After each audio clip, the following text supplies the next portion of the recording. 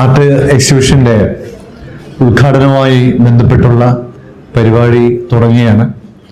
അധ്യക്ഷനായിട്ട് പ്രമുഖ fashion designer KR Prasad സാറിനെ ക്ഷണിച്ചുകൊള്ളുന്നു.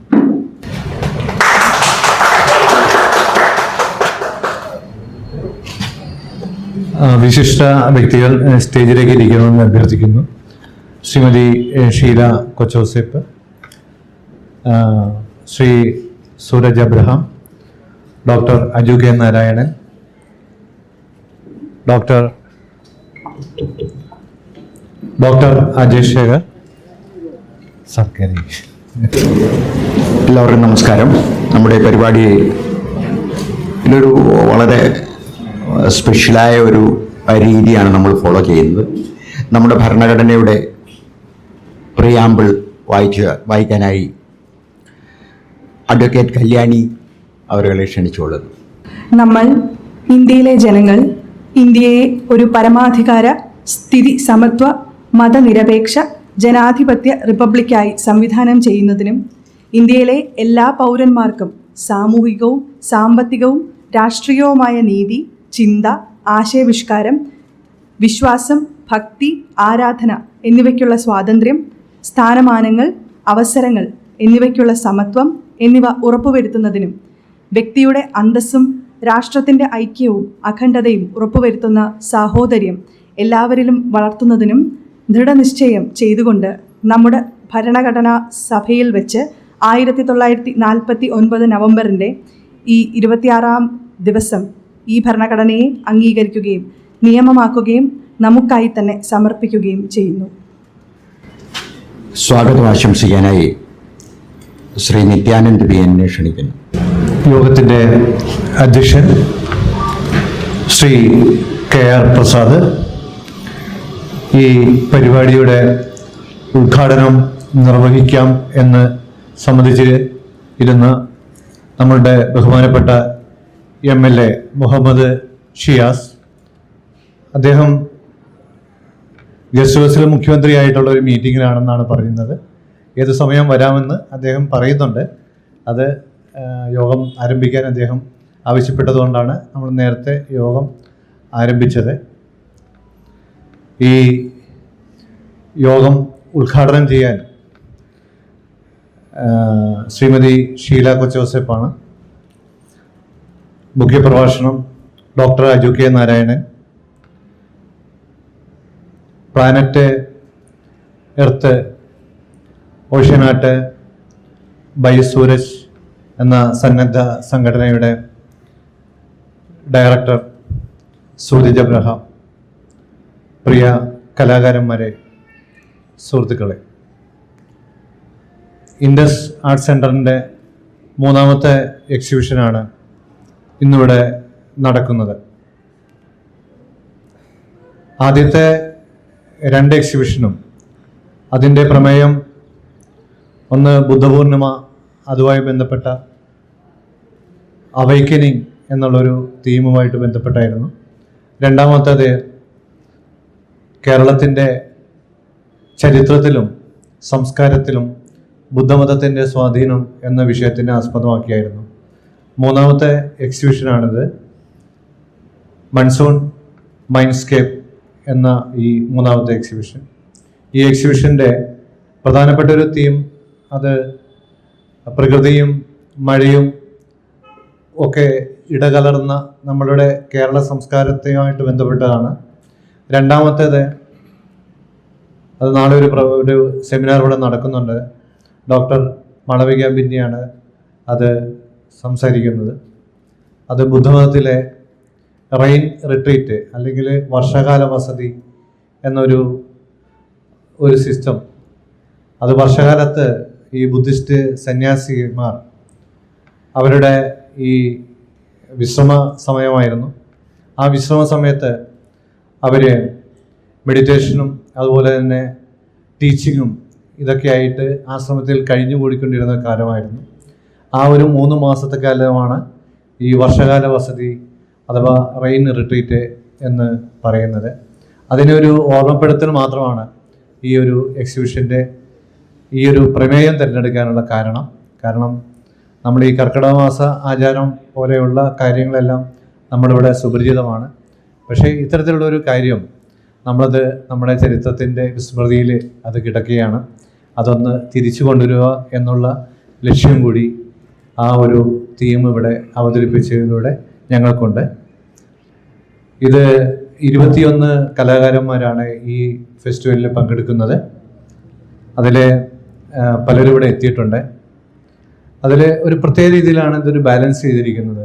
Emerging ആയ പുതുമയുള്ള ചെറുപ്പക്കാരായ 5 കലാകാരന്മാർ, അതുപോലെ തന്നെ ഒരു പ്രത്യേകത എന്ന് വെച്ചാൽ ഈ ഓഷ്യൻ ആർട്ട് പോലെയുള്ള അല്ലെങ്കിൽ വേറെ ചില ഇപ്പോൾ ഒരു പങ്കെടുക്കുന്ന ഒരു ട്രീസ ലാലിയുണ്ട്. ട്രീസ ലാലി കഴിഞ്ഞ 10 വർഷമായിട്ട് കലാകാരിയായിരുന്നു, ആർട്ട് അധ്യാപികയായിരുന്നു. കഴിഞ്ഞ 10 വർഷക്കാലമായിട്ട് ആർത്രൈറ്റിസ് ബാധിച്ച് അത് വരയ്ക്കാനോ നടക്കാനോ ഒന്നും പറ്റാത്ത ഒരു സാഹചര്യത്തിൽ ഈ കലയും ഈ അതിൻ്റെ വർണ്ണങ്ങളെല്ലാം ഇല്ലാതായ ഒരു കാലഘട്ടത്തിലൂടെ കടന്നു വന്ന് നമ്മുടെ ഈ എക്സിബിഷനിലൂടെ വീണ്ടും ട്രീസ ലാലി തിരിച്ചു വരികയാണ്. അതുപോലെ കാവ്യ, അങ്ങനെ അങ്ങനെയുള്ള പലരും നമ്മുടെ ഈ എക്സിബിഷനിൽ പാർട്ടിസിപ്പേറ്റ് ചെയ്യുന്നുണ്ട്. അതുപോലെ തന്നെ കേരളത്തിലെ പ്രശസ്തരായ ബേസിൽ ബേബിഐ, ദത്തമാഷ് അടക്കമുള്ള പ്രഗത്ഭരായ കലാകാരന്മാരുടെ ചിത്രങ്ങളും ഇവിടെ പ്രദർശനമായിട്ടുണ്ട്. ഞാൻ അധികം ദീർഘിപ്പിക്കുന്നില്ല. ഈ യോഗത്തിൻ്റെ അധ്യക്ഷത വഹിക്കുന്ന ശ്രീ KR പ്രസാദിനെ സ്വാഗതം ചെയ്തുകൊള്ളുന്നു. ഈ ഒരു പരിപാടി ഒരു ഈശ്വര പ്രാർത്ഥന, അത് പൊതുവെ അങ്ങനെയാണ് നമ്മുടെ പ്രോഗ്രാംസ് ഒക്കെ നടക്കുന്നത്. അതിൽ നിന്ന് വ്യത്യസ്തമായിട്ട് നമ്മുടെ ഭരണഘടനയുടെ പ്രിയാമ്പിൾ വായിച്ചുകൊണ്ട് നമ്മൾ ഭരണഘടനയോട് ഐക്യദാർഢ്യം പ്രഖ്യാപിച്ചുകൊണ്ട് തുടങ്ങണമെന്നുണ്ടായിരുന്നു. അത് ചെയ്തത് അഡ്വക്കേറ്റ് കല്യാണി കൃഷ്ണകുമാറാണ്. ഈ ശ്രീമതി കല്യാണി കൃഷ്ണകുമാറിൻ്റെ പ്രത്യേകത, അത് പ്രശസ്തനായ പഴയൊരു നടൻ കൊട്ടാരക്കര ശ്രീധരൻ നായരുടെ മകളുടെ മകളാണ്. കൊട്ടാരക്കര ശ്രീധരൻ നായരുടെ മകൾ ബീന കൃഷ്ണകുമാർ നമ്മുടെ എക്സിബിഷനിൽ പാർട്ടിസിപ്പേറ്റ് ചെയ്യുന്നുണ്ട്, പുറകിലിരിക്കുന്നുണ്ട്. സായികുമാറിൻ്റെ പെങ്ങളാണ്. അപ്പോൾ അഡ്വക്കേറ്റ് കല്യാണിയെ സ്വാഗതം ചെയ്തുകൊള്ളുന്നു. ഉദ്ഘാടന കർമ്മത്തിനായിട്ട് എത്തിയിരിക്കുന്നത് വിസ്റ്റാർ ഗാർമെൻസിൻ്റെ MD ഷീല കൊച്ചോസേപ്പാണ്. ചിത്രകാരിയാണ്. ഷീല മേഡത്തിൻ്റെ ചിത്രം ഇവിടെ പ്രദർശിപ്പിക്കുന്നുണ്ട്. ഷീല മേഡത്തെ ഈ ചടങ്ങിലേക്ക് സ്വാഗതം ചെയ്തുകൊള്ളുന്നു. മുഖ്യ പ്രഭാഷണം നടത്തുന്നത് MG യൂണിവേഴ്സിറ്റി സ്കൂൾ ഓഫ് ലെറ്റേഴ്സിൻ്റെ ഡയറക്ടർ ഡോക്ടർ അജു കെ നാരായണനാണ്. അദ്ദേഹത്തെ സ്വാഗതം ചെയ്തുകൊള്ളുന്നു. വിശിഷ്ട പ്രഭാഷണം നടത്തുന്നത് Planet Earth Ocean Art by Suraj എന്ന സന്നദ്ധ സംഘടനയുടെ ഡയറക്ടർ സൂരജ് അബ്രഹാമാണ്. അദ്ദേഹത്തെ സ്വാഗതം ചെയ്തുകൊള്ളുന്നു. 21 കലാകാരന്മാർ: ആനന്ദ് ചാന്നാർ, BD ദത്തന്മാഷ്, Basil Baby, Shrimati Beena Krishnakumar, doctor Ajay S Shekhar, Gireeshan Bhattathiripad, Harikrishnan K, John Joseph, Kavya S Nath, Suraj Abraham, അത് ഈ NGOയുടെ കോർഡിനേറ്ററാണ്, ശ്രീമതി മോത്തി രാജേഷ്, ശ്രീമതി നിർമ്മല പിള്ള, KR പ്രസാദ്, രഞ്ജിത്ത് ലാൽ, ശ്രീമതി സബീന, ശ്രീ സെൽവരാജ് CS, ഷാഹിൽ ഷെരീഫ്, ഷീല കൊച്ചോസേപ്പ്, സുധി കാർത്തികേയൻ, ട്രീസ ലാലി, വിദിഷ ഷണായി.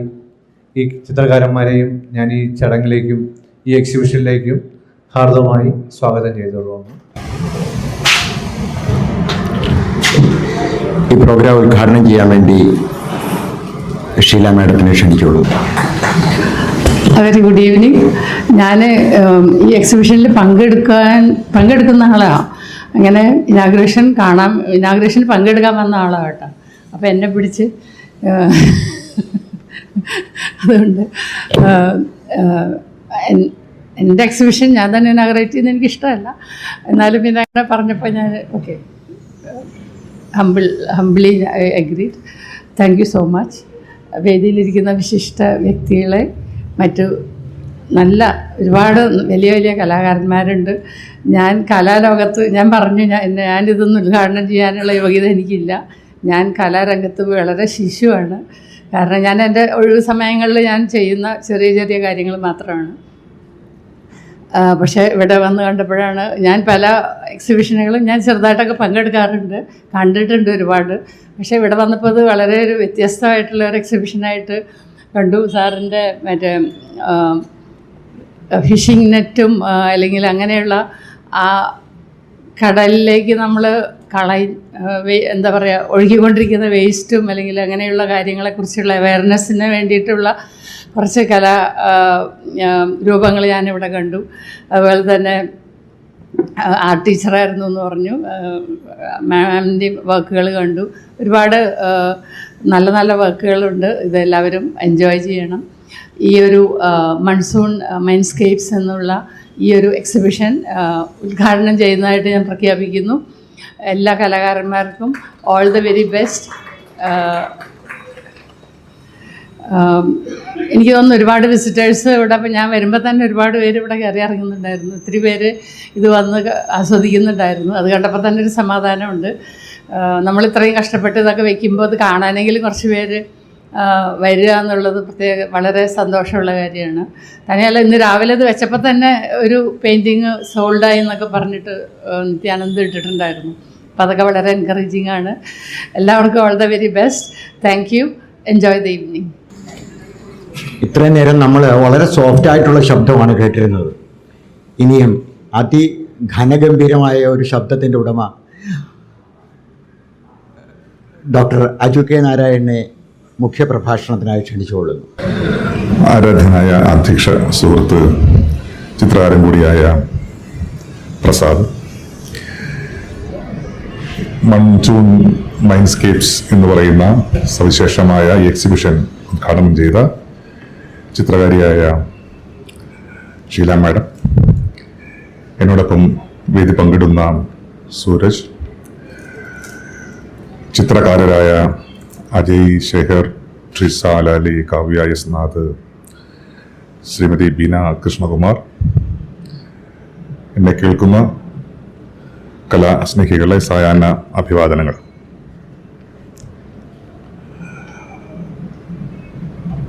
ഇൻഡസിൻ്റെ വ്യത്യസ്ത പരിപാടികളിൽ നിത്യാനന്ദ് എന്നെ നിത്യം വിളിക്കാറുണ്ട്. പക്ഷെ ഇന്നാണ് പരിപാടിയിൽ നേരിട്ട് പങ്കെടുക്കാൻ കഴിഞ്ഞത്. എന്നെ വിളിച്ചതിലുള്ള സന്തോഷം പങ്കുവെച്ചുകൊണ്ട്, ചിത്രങ്ങൾ കണ്ടതിലുള്ള ആഹ്ലാദവും ഷെയർ ചെയ്തുകൊണ്ട് വളരെ കുറച്ച് കാര്യങ്ങൾ പറയാമെന്നാണ് ഞാൻ വിചാരിക്കുന്നത്.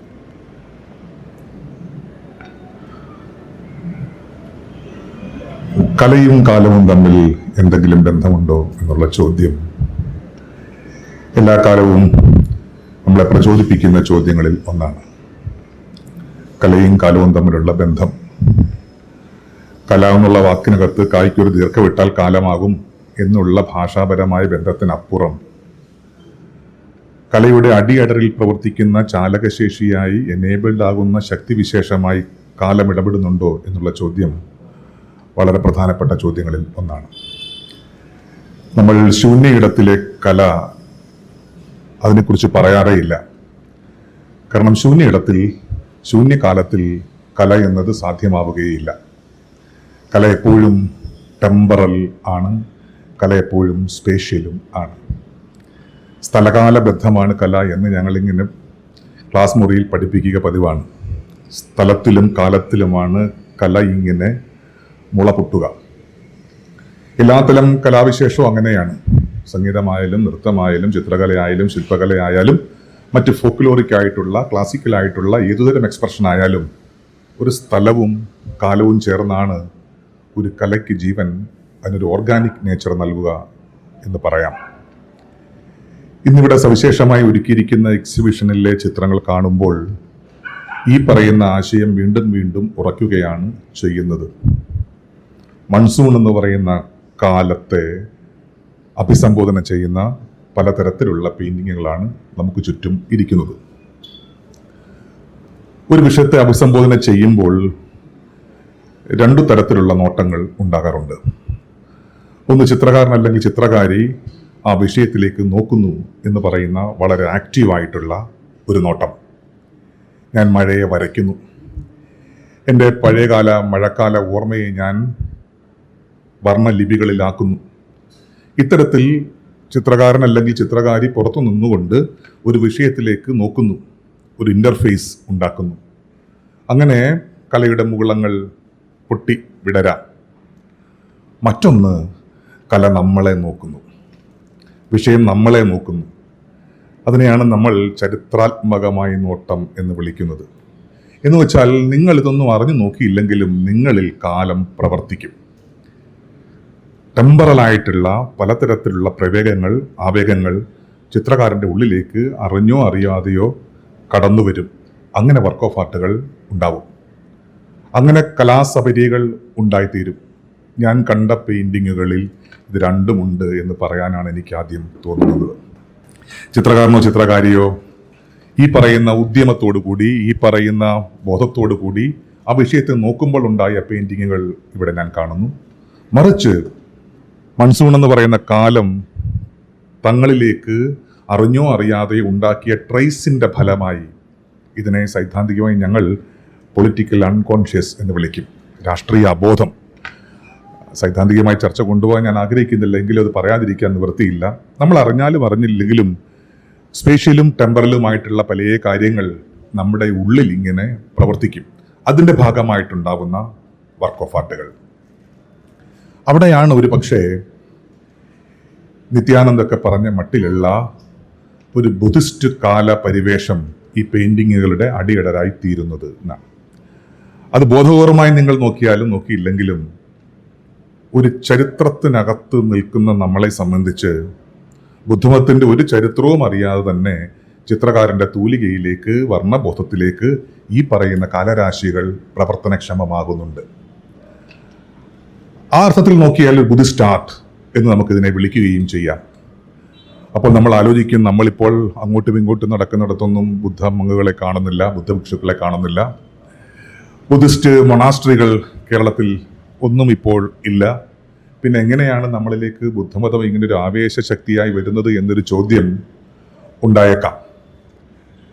ചരിത്രം ഒരാളുടെ ഉള്ളിൽ പ്രവർത്തിക്കുന്നത് പല നിലയ്ക്കാണ്.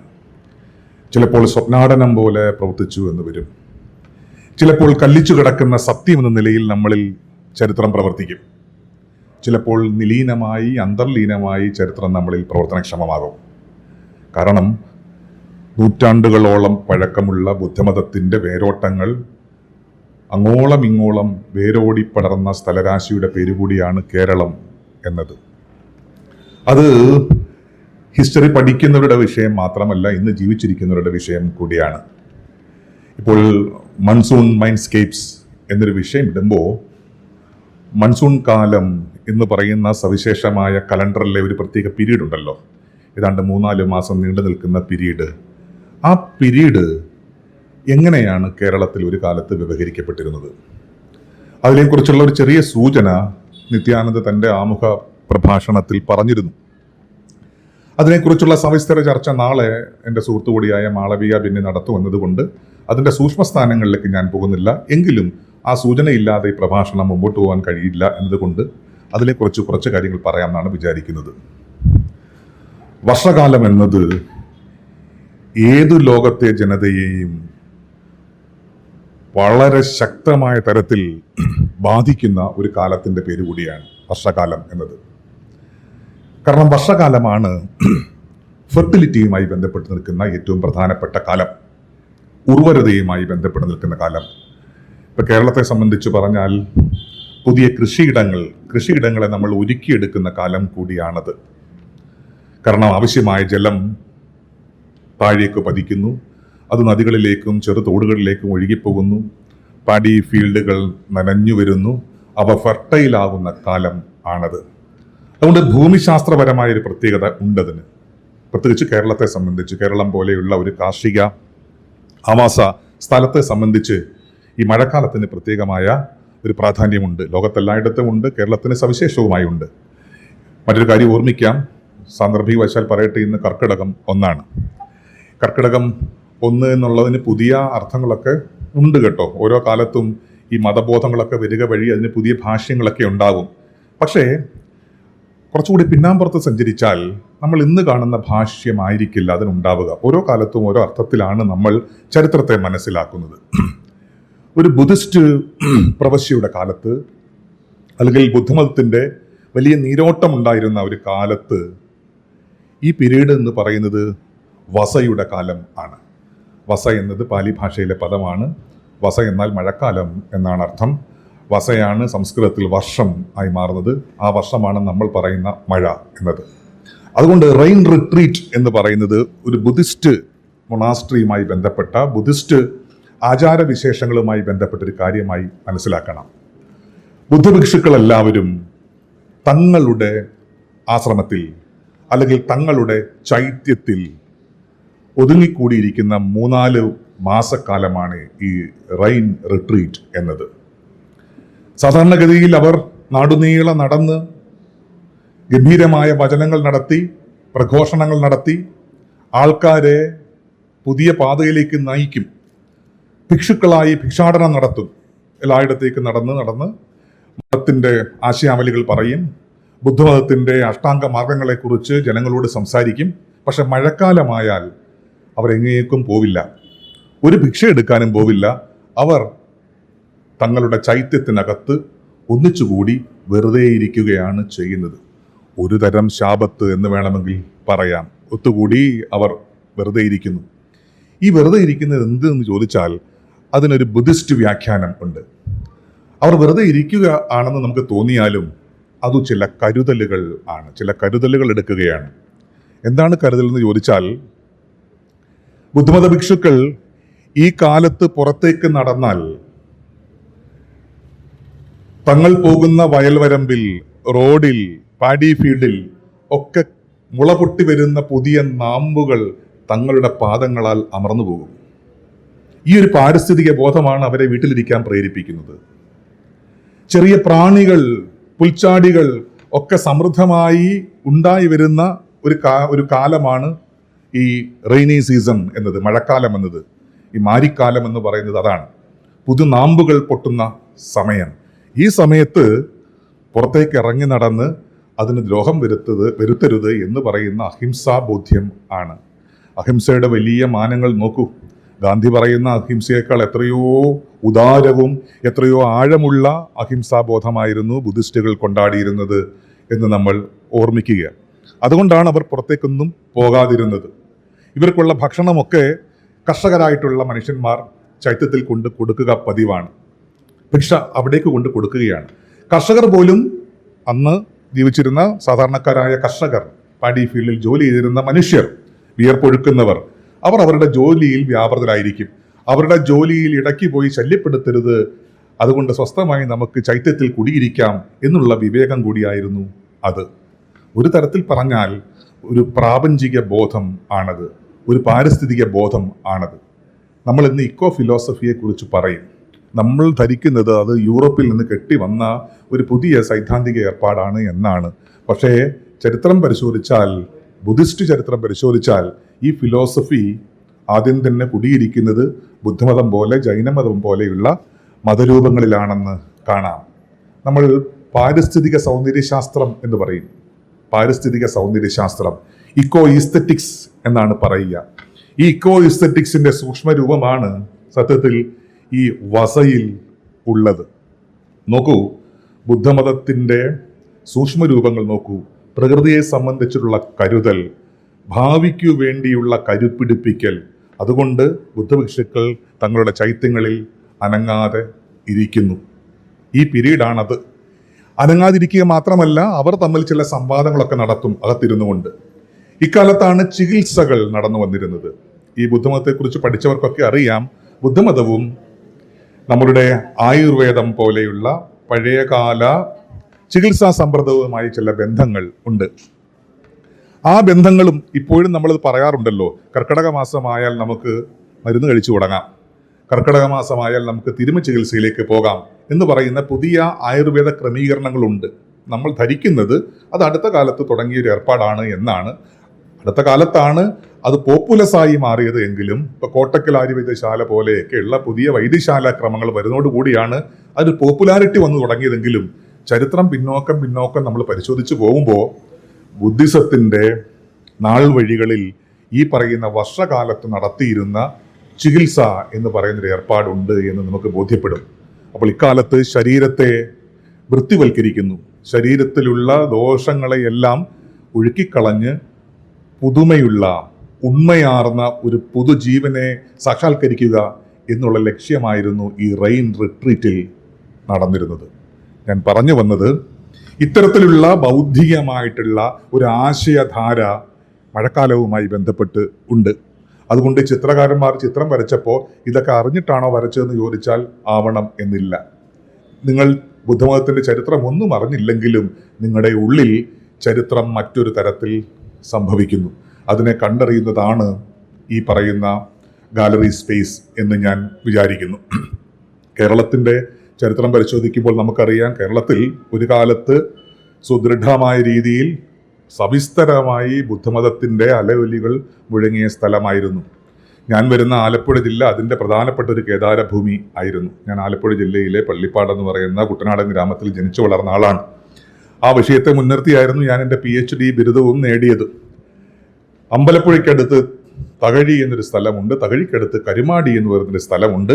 കരുമാടിയിൽ പോയാൽ നിങ്ങൾ കരുമാടിക്കുട്ടൻ എന്ന് പറയുന്ന ഒരു ബുദ്ധപ്രതിമ കാണും. കരുമാടിക്കുട്ടനെ നാട്ടുകാർ ഇഷ്ടം കൊണ്ട് വിളിച്ചതാണ് കേട്ടോ. ബുദ്ധമതത്തോട് ഉള്ള ഒരു പ്രീണനമാണ് ആ ഭാഷാക്കുറിയിൽ പോലും ഉള്ളത്.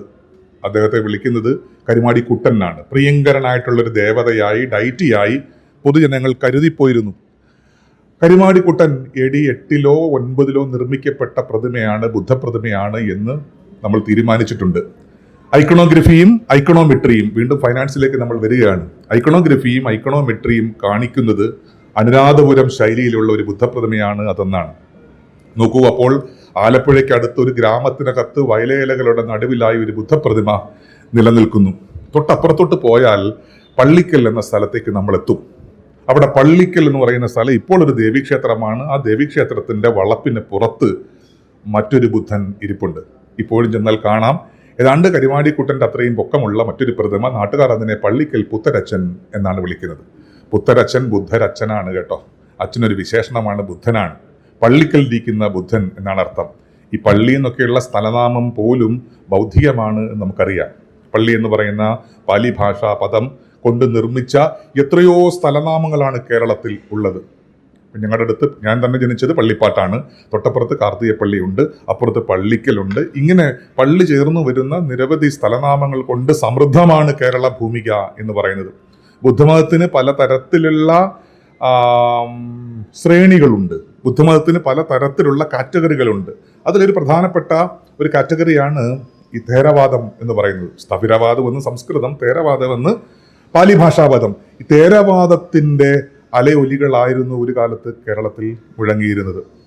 ആദ്യകാലത്ത് നമ്മൾ ധരിച്ചിരുന്നത്, ഹിസ്റ്റോറിയൻസ് ഒക്കെ പറഞ്ഞിരുന്നത്, ഈ ബുദ്ധമതം എന്ന് പറയുന്നത് ആലപ്പുഴ ജില്ലയിലും ഒക്കെ ഒതുങ്ങിയിരുന്ന ഒരു സംഗതി ആയിരുന്നു എന്നാണ്. പക്ഷേ പുതിയ കാല പഠനങ്ങൾ തെളിയിക്കുന്നു ആലപ്പുഴ ജില്ലയിൽ മാത്രമല്ല, എന്തിന് എറണാകുളത്തും ഒക്കെ അതിൻ്റെ ലക്ഷണങ്ങൾ കണ്ടെത്തിയിരിക്കുന്നു. ഞാനും അജയ് ശേഖറും കൂടി നടത്തിയ ചില അന്വേഷണങ്ങളിൽ നീലീശ്വരം പോലുള്ള സ്ഥലത്ത് നിന്ന് കണ്ടെത്തിയ ബുദ്ധപ്രതിമയെക്കുറിച്ച് ഞങ്ങൾ എഴുതിയിട്ടുണ്ട്. ഇപ്പോഴും പല ബുദ്ധപ്രതിമകൾ മണ്ണിനടിയിൽ കിടക്കുന്നു എന്ന് തന്നെയാണ് ഞങ്ങൾ കരുതുന്നത്. അത്രയ്ക്ക് സമൃദ്ധമായി നിന്നിരുന്ന ഒരു മതാവലിയായിരുന്നു ബുദ്ധമതം എന്നത്. ഒരു കാര്യം ഓർക്കണം, നമ്മൾ ഹിന്ദുമതം പോലെയുള്ള മതത്തെ മുൻനിർത്തി, അതിൻ്റെ ഘടനയെ മുൻനിർത്തി ബുദ്ധമതത്തെ നോക്കുന്നത് അപകടകരമായിരിക്കും. ബുദ്ധമതം അങ്ങനെ ആ മട്ടിലുള്ള ഒരു മതം ആയിരുന്നില്ല. മറിച്ച് ഒരു സമഭാവനയുടെ ഒരു പ്രത്യയശാസ്ത്രം മുമ്പോട്ട് വെക്കൽ ആയിരുന്നു. അതുകൊണ്ടാണ് നേരത്തെ ഇവിടെ ആമുഖമായി നമ്മുടെ ഭരണഘടനയുടെ ആമുഖം വായിച്ചല്ലോ.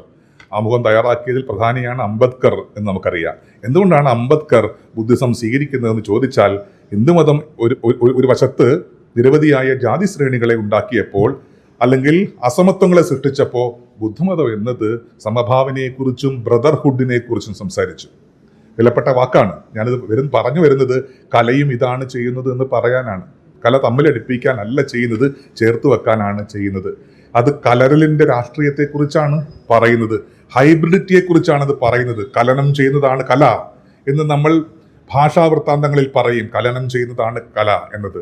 അതുകൊണ്ട് പിന്നീട് വരുന്ന ഒരു ഹിന്ദുമതം വലിയ ജാതി ശ്രേണികൾ ഉണ്ടാക്കുമ്പോൾ ബുദ്ധമതം പോലൊരു സംഗതി സമഭാവനയുടെയും അഹിംസയുടെയും വലിയ ലോകങ്ങളാണ് പൊതുജനത്തിന് മുമ്പിൽ വെച്ചത്. അതുകൊണ്ടാണ് കുമാരനാശാൻ തൻ്റെ പല കൃതികളിലും ബുദ്ധമതത്തിൻ്റെ ആശയങ്ങളെ സ്വീകരിക്കുന്നത്. ഇപ്പൊ കരുണ പോലൊരു കൃതി, ചണ്ടാലഭിക്ഷുകി പോലൊരു കൃതിക്കകത്ത് അതിൻ്റെ അടിയടരായി പ്രവർത്തിക്കുന്നത് ഈ ബുദ്ധിസ്റ്റ് ഫിലോസഫിയാണ് എന്ന് കാണാം. നാരായണ ഗുരു അടക്കമുള്ളവർ ബുദ്ധമതത്തെ വേറൊരു മട്ടിൽ സ്വീകരിച്ചവരാണ്. സഹോദരൻ അയ്യപ്പൻ എന്നുള്ള പേര് നോക്കൂ നിങ്ങൾ. സഹോദരൻ അയ്യപ്പന്റെ വീട് തൊട്ടടുത്ത് തന്നെയാണ്, ചെറായിലാണ് അദ്ദേഹം ജനിച്ചത്. അദ്ദേഹം ഒരു പത്രം നടത്തിയിരുന്നു. ആ പത്രത്തിന്റെ പേരാണ് സഹോദരൻ. പത്രത്തിന് ഇടാൻ പറ്റിയ പേരാണെന്ന് ചോദിച്ചാൽ അല്ല. സാധാരണഗതിയിൽ പത്രത്തിന് എങ്ങനെ പേരിടുകയോ, പക്ഷെ സഹോദരൻ എന്ന് അദ്ദേഹം പേരിട്ടത് ഒരു കൗണ്ടർ ആർഗ്യുമെന്റ് എന്ന നിലയിലാണ്, ഒരു പ്രതിബോധം ഉണ്ടാക്കാൻ വേണ്ടിയാണ്. കാരണം നാളതുവരെ ജാതിയുടെയും മതത്തിൻ്റെയും അസമത്വങ്ങൾ അനുഭവിച്ച ജനതയ്ക്ക് ഒരു പുതിയ ലോകക്രമം സൃഷ്ടിക്കാനാണ് സഹോദരൻ എന്നുള്ള പദം അദ്ദേഹം ഉപയോഗിക്കുന്നത്. കാരണം സഹോദരൻ എന്നുള്ള പദം സാഹോദര്യം എന്ന് പറയുന്ന പദത്തിൽ നിന്ന് വരുന്നതാണ്. സാഹോദര്യം എന്ന് വെച്ചാൽ എന്താണ്? ആ വാക്കിന്റെ റൂട്ട് സഹ ഉദരത്തിൽ പിറന്നത് എന്നാണ് അർത്ഥം. ഒരു അമ്മയുടെ വയറ്റിൽ പിറന്നത് എന്നാണ് അർത്ഥം. സഹ ഉദരം, ഒറ്റ വയറ്റിൽ പിറന്നവരാണ് നമ്മൾ എന്നുള്ള പ്രത്യയശാസ്ത്രം, ഹൈന്ദവ പ്രത്യയശാസ്ത്രം, അത് ചാതുർവർണ്ണി വ്യവസ്ഥയിൽ പറയുന്ന പ്രത്യയശാസ്ത്രമാണ്. അതിൽ ഒരമ്മയുടെ വയറ്റിൽ പിറന്നു എന്നുള്ള ബോധ്യം ഇല്ല. നമ്മളെല്ലാവരും വ്യത്യസ്തരാണെന്ന് പറയാൻ ശ്രമിക്കലാണ്. അതാണ് ബ്രാഹ്മണിക്കൽ പ്രത്യയശാസ്ത്രം എന്നത്. ചിലർ ഉന്നത കുലജാതരാണെന്നും, ചിലർ അതിനേക്കാൾ ശേഷി കുറഞ്ഞവരാണെന്നും, ചിലർ തീരെ മോശക്കാരാണെന്നും, ചിലർ കൾച്ചറിന് തന്നെ പുറത്താണ്, ഔട്ട്കാസ്റ്റാണ്, അവർണരാണ് എന്ന് പറയുന്ന കാലത്തിനോടുള്ള ഒരു പ്രതിബോധം ആണ് സത്യത്തിൽ സാഹോദര്യം എന്ന് പറയുന്ന, ഫ്രട്ടേണിറ്റി എന്ന് പറയുന്ന, ബ്രദർഹുഡ് എന്ന് പറയുന്ന ഒരു ആശയാവലിയിൽ ഉള്ളത്. ഈ ബോധ്യത്തിലാണ് 1920കളുടെ തുടക്കത്തിൽ അദ്ദേഹം തുണ്ടിടപ്പറമ്പിൽ എന്ന് പറയുന്ന സ്ഥലത്തൊരു ചെറിയ ഷെഡ് കെട്ടിയിട്ട് അവിടേക്ക് പുലയച്ചാളയിൽ പോയി 2-3 പുലയ സഹോദരങ്ങളെ വിളിച്ചുകൊണ്ട് വന്ന് അവർ ഒന്നിച്ചിരുന്ന് ഭക്ഷണം കഴിച്ചത്. ഇതാണ് കേരളത്തിൻ്റെ ചരിത്രത്തിലെ പ്രധാനപ്പെട്ട സംഭവമായ മിശ്രഭോജനം എന്നത്. ഞാൻ പറഞ്ഞു വരുന്നത് ആ മിശ്രഭോജനം ഒരു ഇൻസ്റ്റലേഷൻ ആണെന്ന് പറയാൻ കൂടിയാണ്. അല്ലെങ്കിൽ കലയുടെ വലിയ ദൗത്യം തന്നെയാണ് ഇതിൻ്റെയൊക്കെ സൂക്ഷ്മരൂപങ്ങളിൽ പ്രവർത്തിക്കുന്നത്. കല എന്നത് ഭിന്നിപ്പിക്കാനുള്ള ഒരു മാർഗമല്ല, നമ്മളെ കൂട്ടിച്ചേർക്കുന്ന ഒരു ചാലക വിശേഷം കൂടിയാണ്. ഞാൻ പറഞ്ഞു വന്നതിൻ്റെ ചുരുക്കം, ഒരു സ്ഥലത്തിന് അർത്ഥത്തികാവ് ഉണ്ടാകുന്നത് എങ്ങനെയാണ്? ഇപ്പൊ കേരളം പോലൊരു ഇടത്തിൽ സ്ഥലത്തിന് ഒരു ഓണ്ടോളജി ഉണ്ടാകുന്നത് എങ്ങനെയാണ്? സ്ഥലത്തിന് അർത്ഥത്തികാവ് ഉണ്ടാകുന്നത് ആ സ്ഥലവും കാലവും ചരിത്രവും എല്ലാം ചേർന്ന് നിൽക്കുന്ന ഒരു ഘടനയ്ക്കുള്ളിലാണ്. ഈ ഘടനയിൽ പ്രധാനമാണ് ഈ ബുദ്ധമതം പോലെയുള്ള ആശയാവലികൾ. ആ ആശയാവലിയെ പിൻപറ്റിക്കൊണ്ടാണ് ഇവിടെ എക്സിബിഷൻ ഒരുങ്ങിയിരിക്കുന്നത് എന്നത് പ്രധാനപ്പെട്ട കാര്യവുമാണ്. ചിലർ ചില ചിത്രങ്ങൾ കണ്ടിട്ട് ചോദിക്കും, ഈ ചിത്രം എനിക്ക് മനസ്സിലായില്ലല്ലോ, ഈ ചിത്രത്തിന്റെ അർത്ഥം എന്താണ് എന്നൊക്കെ ചോദിക്കുന്ന ഒരു പഴയകാല ചോദ്യം ഉണ്ട്. അത് പഴയ തരത്തിലുള്ള ഒരു പാരായണ ബുദ്ധി കൊണ്ട് ചോദിക്കുന്നതാണ്. നിങ്ങളൊരു കർണാടക സംഗീതം കേട്ടാൽ എന്താണ് അർത്ഥമെന്ന് ചോദിക്കാറില്ലല്ലോ, അങ്ങനെയാണല്ലോ. ഒരു ഫ്ലൂട്ടിന്റെ ഒരു പീസ് കേട്ടാൽ, ഒരു സാക്സഫോൺ വാദനം കേട്ടാൽ എന്താണ് അർത്ഥം എന്ന് ചോദിക്കാറില്ലല്ലോ. അതുകൊണ്ട് അർത്ഥം എന്നുള്ളതല്ല പ്രശ്നം, സിഗ്നിഫിക്കേഷൻ എന്നുള്ളതാണ് സംഗതി. സിഗ്നിഫിക്കേഷൻ എന്ന് പറയും സൂചിത ബന്ധങ്ങളിലൂടെയുള്ള ഒരു പാരായണമാണ് സത്യത്തിൽ കലയിലും സാർത്ഥകമായിരിക്കുക. അതുകൊണ്ട് ഒരു ചിത്രം കണ്ടിട്ട് ഇതിൻ്റെ അർത്ഥം എന്തെന്നുള്ളതല്ല, ആ ചിത്രം ഒരു ചിഹ്ന വ്യവസ്ഥയാണെന്ന് കാണുകയും അതിലെ കളറുകളും അതിലെ ദൃശ്യബിംബങ്ങളും പല തരത്തിലുള്ള കമ്മ്യൂണിക്കേഷനുള്ള അവസരം ഒരുക്കുകയാണ്. ഒരു തുറന്ന പാഠമായി നമ്മുടെ മുമ്പിൽ നിൽക്കുകയാണ്. നിങ്ങളത് കാണുമ്പോൾ നിങ്ങൾക്ക് എന്തു തോന്നുന്നു, അതാണ് നിങ്ങളെ സംബന്ധിച്ച ആ ചിത്രം. അങ്ങനെയാണ് എല്ലാ കാലത്തേക്കും എല്ലാ തരത്തിലും ഉറഞ്ഞുകൂടിയ അർത്ഥങ്ങൾ ഇരിക്കുന്ന ഒന്നിൻ്റെ പേരല്ല വർക്ക് ഓഫ് ആർട്ട് എന്നുള്ളത്. ഓരോ കാലത്തും ഓരോ തരത്തിൽ അത് വായിക്കപ്പെടും. ഇപ്പൊ രവിവർമ്മയുടെ ചില ചിത്രങ്ങൾ ഒരു കാലത്ത് വായിക്കപ്പെട്ട പോലെ അല്ല പിൽക്കാലത്ത് വായിക്കപ്പെടുന്നത്. രവിവർമ്മയുടെ ഞാൻ സാന്ദർഭികമായി പറഞ്ഞു എന്ന് മാത്രമേ ഉള്ളൂ. എല്ലാ വർക്ക് ഓഫ് ആർട്ടുകളും അങ്ങനെയാണ്. ഇപ്പൊ യക്ഷി എന്ന് പറയുന്ന ഒരു ശില്പം, മലമ്പുഴയിലെ യക്ഷി എന്ന് പറയുന്ന കാനായി കുഞ്ഞിരാമന്റെ ശില്പം വരയ്ക്കപ്പെട്ട കാലത്ത് അശ്ലീലതയുടെ വലിയ അഹങ്കാര ബുദ്ധിയായിട്ടാണ് ഒരു പറ്റം ആൾക്കാർ പറഞ്ഞതെങ്കിൽ പിൽക്കാലത്ത് അത് വലിയ മലമകൾ എന്ന് പറയുന്ന ഒരു പാരിസ്ഥിതിക ബിംബമായി നമ്മൾ ഇന്ന് തിരിച്ചറിയുന്നു. ഇങ്ങനെയാണ് കാലം എന്ന് പറയുന്നത്, ഈ കല എന്ന് പറയുന്നത് കാലം അനുസരിച്ച് പുതിയ പുതിയ അർത്ഥങ്ങളെ സംക്ഷേപിച്ചു കൊണ്ടേയിരിക്കും. അതുകൊണ്ട് ഒരു ചിത്രവും ഈ പറയുന്ന ബോർഡറിനകത്ത് തീരുന്നതല്ല, ഒരു ക്യാൻവാസിനകത്ത് തീരുന്നതല്ല ഒരു ചിത്രവും. ആ ചിത്രം നമ്മളോട് പലതരത്തിൽ സംവദിച്ചു കൊണ്ടേയിരിക്കുന്നു. ചിത്രഭാഷയുടെ ഒരു പ്രത്യേകത എന്നത് ഇമേജ് ലാംഗ്വേജിന്റെ പ്രത്യേകത എന്നത്, സൈൻ ലാംഗ്വേജിന്റെ പ്രത്യേകത എന്നത് നമുക്ക് ഏത് അർത്ഥത്തിലും അതിനെ കൂട്ടിക്കൊണ്ടു പോകാൻ കഴിയുന്നു എന്നുള്ളതാണ്. ഒരുപക്ഷെ സാഹിത്യത്തിന് അത്രമാത്രം ശേഷിയില്ല എന്ന് സാഹിത്യ പഠിതാക്കൾ വരെ സമ്മതിച്ചു തരും. സാഹിത്യത്തിനൊരു പരിമിതിയുണ്ട്. കാരണം സാഹിത്യം എന്നത് വാക്കുകളുടെ മാത്രം ഒരു കളിയാണ്. അതുപോലും കാലാന്തരത്തിൽ പുതിയ അർത്ഥങ്ങൾ ഉണ്ടാക്കുന്നുണ്ടെങ്കിൽ ഈ നിറങ്ങളുടെ വിന്യാസങ്ങൾ, രൂപങ്ങൾ, രൂപാവലികൾ ഏതെല്ലാം തരത്തിലേക്ക് നമ്മളെ കൂട്ടിക്കൊണ്ടുപോകും എന്ന് നോക്കുക. ചുരുക്കത്തിൽ ഈ വരഞ്ഞിരിക്കുന്നത് നമ്മളെ തന്നെയാണ് എന്നാണ്. കാലത്തെ വരയ്ക്കുന്നതിലൂടെ, സ്ഥലത്തെ വരയ്ക്കുന്നതിലൂടെ നാം നമ്മെ തന്നെ പ്രകാശിപ്പിക്കാൻ ശ്രമിക്കുകയാണ്. ഇങ്ങനെയൊക്കെയാണോ ചിത്രകാരന്മാർ അവരുടെ പെയിന്റിങ്ങിനെ കാണുന്നത്? എനിക്ക് അറിഞ്ഞുകൂടാ. അത് അറിയേണ്ട കാര്യവുമില്ല. ചിത്രം വരച്ചു കഴിഞ്ഞാൽ അവരിൽ നിന്ന് ചിത്രം മുറിഞ്ഞു ഒരു പ്രത്യേകമായ എൻറ്റിറ്റിയായി മാറിക്കഴിഞ്ഞു. അത് കാണുമ്പോൾ എനിക്ക് ഇങ്ങനെയൊക്കെ പറയാൻ തോന്നുന്നു, അത് ഞാൻ പറയുന്നു എന്നാണ്. എല്ലാ പാരായണങ്ങളും ഒരുപക്ഷെ അങ്ങനെയാണ്.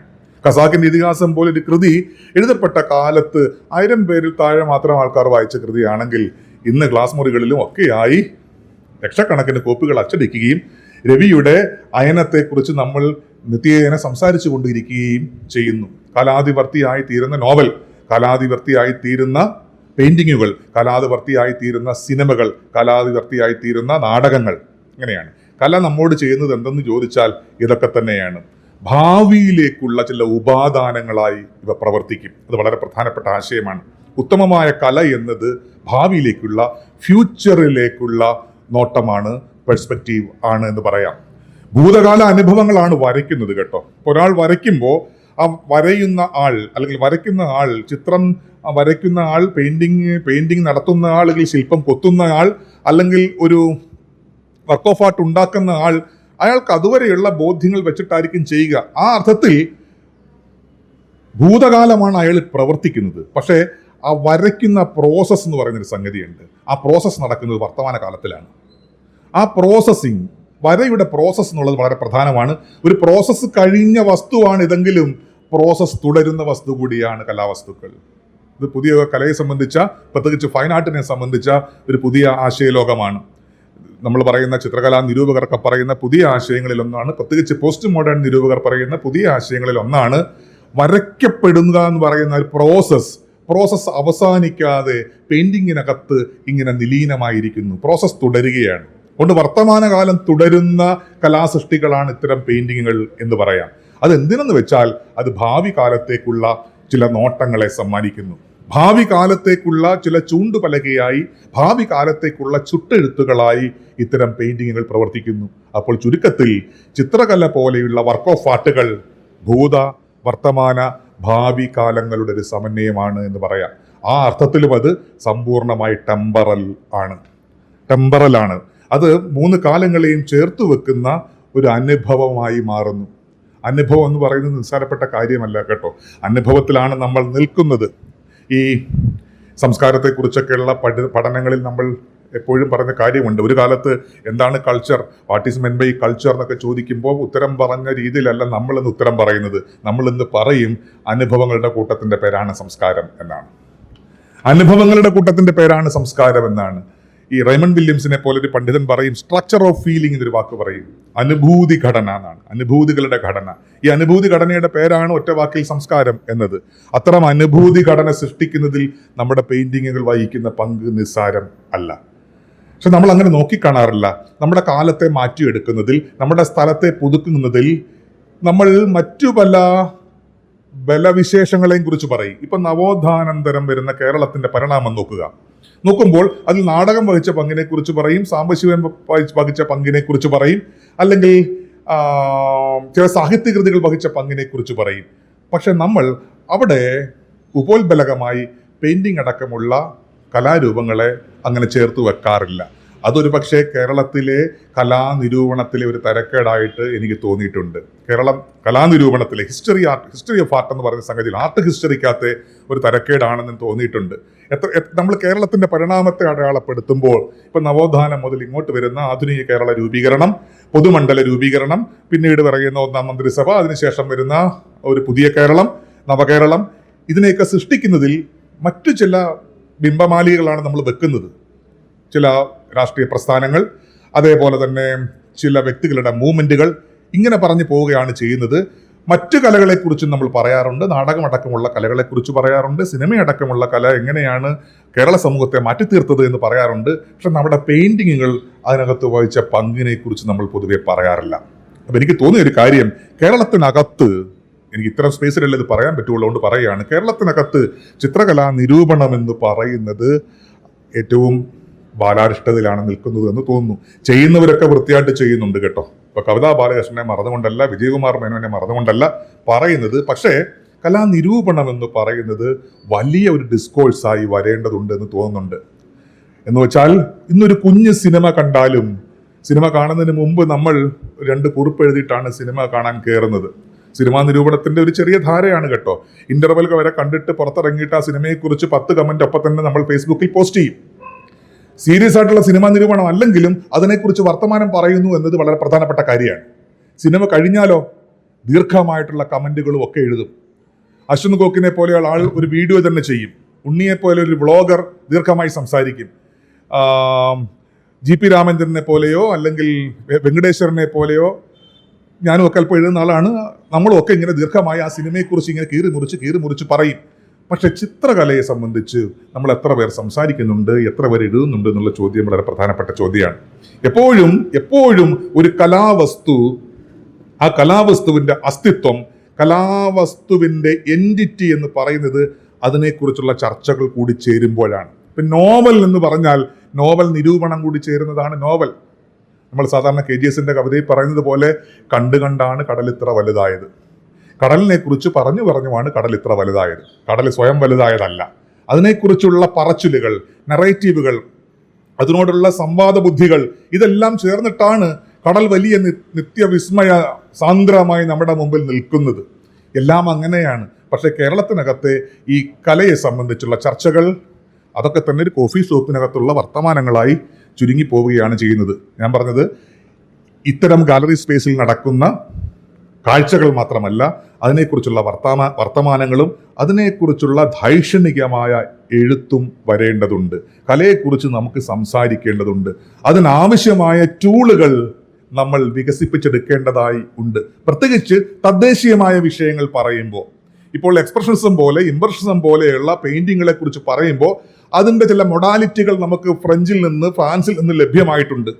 അത്തരം പെയിന്റിങ്ങുകളെ വായിക്കാനുള്ള ഉപാദാനങ്ങളും തിയറികളും പാശ്ചാത്യ ലോകത്ത് നിന്ന് നമ്മൾ ഇറക്കുമതി ചെയ്യപ്പെട്ടിട്ടുണ്ട്. പക്ഷെ തദ്ദേശീയമായ കാര്യങ്ങളെക്കുറിച്ച് പറയാൻ നമ്മൾ മാത്രമേ ഉള്ളൂ, അല്ലേ? ഇപ്പൊ കേരളത്തിന്റെ പഴയൊരു പ്രാക്ടീസിനെ കുറിച്ചാണ് ഈ പറയുന്നത്.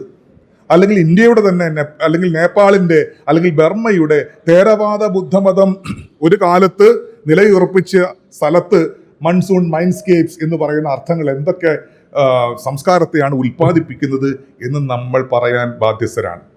നിത്യാനന്ദൊക്കെ കുറച്ച് മട്ടിൽ ചെറിയ ഒരു ബ്രോഷറിനകത്ത് ഒരു ചെറിയ ഒരു കുറിപ്പ് എഴുതുന്നു എന്നതിനപ്പുറത്ത് കാഴ്ചക്കാരായി വരുന്ന കാണികൾ കൂടി ഉണ്ടാക്കുന്നതാണ് കല. അങ്ങനെയാണ്. കാണിയെ ഉണ്ടാക്കുന്നത് കണിയാണ്. ഇതെല്ലാം കണികളാണെന്ന് വെക്കുക. ഈ കണിയാണ് കാണിയെ ഉണ്ടാക്കുന്നത്.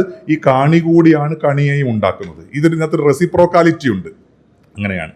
ഇപ്പൊ ഷീലാ മാഡത്തിന്റെ ഒരു പെയിന്റിങ് ഷീലാ മാഡം ഉണ്ടാക്കിയതാണെങ്കിലും ഷീലാ മാഡം നമ്മളത് കാണുക വഴിയാണ് ആ കണിക്ക് ഒരു ഓണ്ടോളജി ഉണ്ടായിത്തീരുക.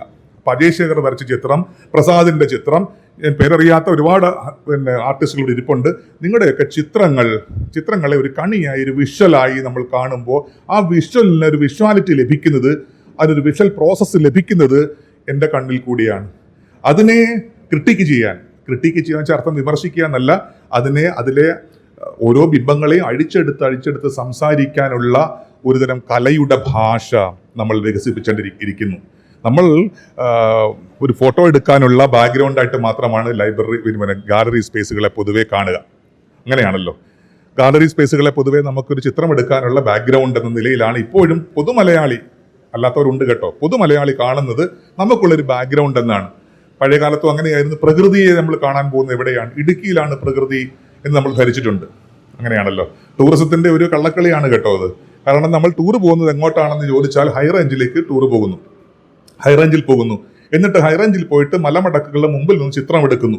അപ്പോൾ നിങ്ങൾ ധരിക്കുന്നത് എന്തെന്ന് വെച്ചാൽ പ്രകൃതി എനിക്കൊരു പരഭാഗം ആണ്, പ്രകൃതി ബാക്ക്ഗ്രൗണ്ടും നിങ്ങൾ ഫോർഗ്രൗണ്ടുമാണെന്നാണ്.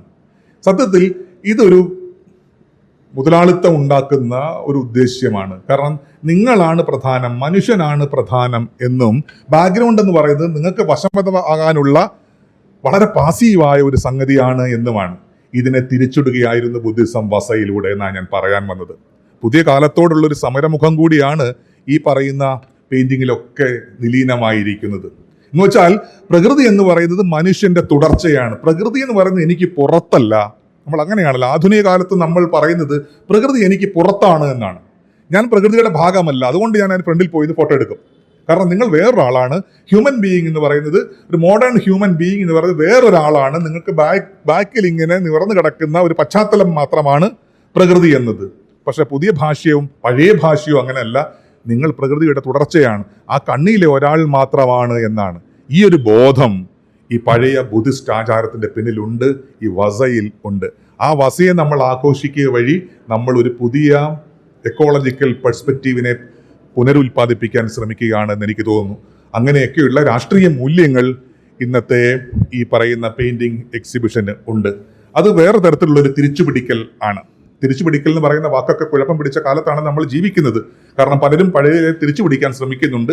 രാഷ്ട്രീയത്തിന്റെ വക്താക്കൾ തിരിച്ചുപിടിക്കാൻ ശ്രമിക്കുന്നു, ഫാഷിസത്തിന്റെ വക്താക്കൾ പഴയ കാലത്ത് തിരിച്ചുപിടിക്കാൻ ശ്രമിക്കുന്നു. ആ തിരിച്ചുപിടിക്കൽ അല്ല ഇത് കേട്ടോ. ആ തിരിച്ചുപിടിക്കൽ അത് കൾച്ചറൽ നാഷണലിസത്തിന്റെ തിരിച്ചുപിടിക്കലാണെങ്കിൽ ഇത് കൾച്ചറിന്റെ തന്നെ തിരിച്ചുപിടിക്കൽ ആണ്. ഇത് പ്രകൃതിയെ നമ്മൾ അറിയാനുള്ള ഒരു ശ്രമത്തിന്റെ ഭാഗമാണ്. അപ്പോൾ അതിനെ നമ്മൾ ഒരു വാഴ്ത്തായി നമ്മൾ കാണുന്നു, നമ്മുടെ വാഴ്വായി തന്നെ കാണുന്നു. വാഴ്വിൻ്റെ ഒരു ലാക്ഷണിക യുക്തികളായിട്ടാണ് ഈ 21 പേരുടെ പെയിന്റിങ്ങുകളെ ഞാൻ കാണുന്നത്. ഈ നിലകളിൽ രാഷ്ട്രീയമായും സാമൂഹ്യമായും ചരിത്രപരമായും കൊണ്ടാടുകയല്ല കണ്ടാടാൻ നമുക്ക് കഴിയുമെന്നുള്ള ചോദ്യം പ്രധാനപ്പെട്ട ചോദ്യമാണ്. അതുകൊണ്ട് പെയിന്റിങ്ങുകൾ കാണാനുള്ള കാണിയായി തീരുക എന്നതും വളരെ പ്രധാനമാണ്. കാണിയായി തീരാൻ ചില തയ്യാറെടുപ്പുകൾ ആവശ്യമാണ്. വെറുതെ നിൽക്കുന്ന ഒരാൾ വെറും കാണിയല്ല.